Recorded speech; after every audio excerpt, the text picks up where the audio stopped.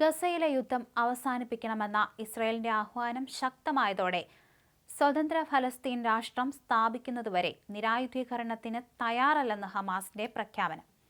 ശനിയാഴ്ചയാണ് ഈ പ്രഖ്യാപനം നടത്തിയിരിക്കുന്നത്. ഗസയിൽ 60 ദിവസത്തെ വെടിനിർത്തൽ ഉറപ്പാക്കാനും ബന്ദികളെ മോചിപ്പിക്കാനുമുള്ള കരാറിനായി ഹമാസും ഇസ്രയേലും തമ്മിൽ നടന്ന പരോക്ഷ ചർച്ചകൾ കഴിഞ്ഞ ആഴ്ച ഒരു ഫലവും ഇല്ലാതെ അവസാനിച്ചിരുന്നു. ഇതിന് പിന്നാലെയാണ് ഹമാസ് ഈ പ്രസ്താവന ഇറക്കിയിരിക്കുന്നത്.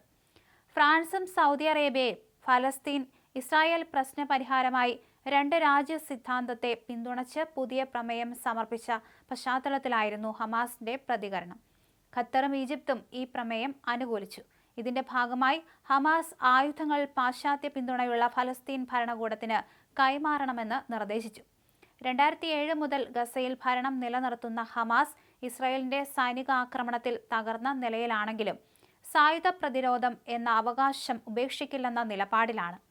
ജെറുസലേം തലസ്ഥാനമായ പരിപൂർണമുള്ള ഫലസ്തീൻ രാജ്യം സ്ഥാപിച്ച ശേഷം മാത്രമേ ആയുധം പിൻവലിക്കൂവെന്ന് പ്രസ്താവനയിൽ വ്യക്തമാക്കി. അതേസമയം ഹമാസിന്റെ ആയുധ നിരായുധീകരണം യുദ്ധനിരന്തരം അവസാനിപ്പിക്കാൻ അനിവാര്യമാണെന്ന് ഇസ്രായേൽ പ്രധാനമന്ത്രി ബെഞ്ചമിൻ നെതന്യാഹു പറഞ്ഞു. ഫലസ്തീൻ രാജ്യം രൂപീകരിക്കുന്നത് ഇസ്രായേലിന്റെ നാശത്തിനുള്ള പ്ലാറ്റ്ഫോം ആയിരിക്കുമെന്നാണ് നെതന്യാഹുവിന്റെ വിമർശനം. ഗസയിലെ നാശനഷ്ടങ്ങളോട് പ്രതികരിച്ച് ഫലസ്തീൻ രാഷ്ട്രത്തെ അംഗീകരിച്ച UK, കാനഡ തുടങ്ങിയ രാജ്യങ്ങളെയും അദ്ദേഹം വിമർശിച്ചു.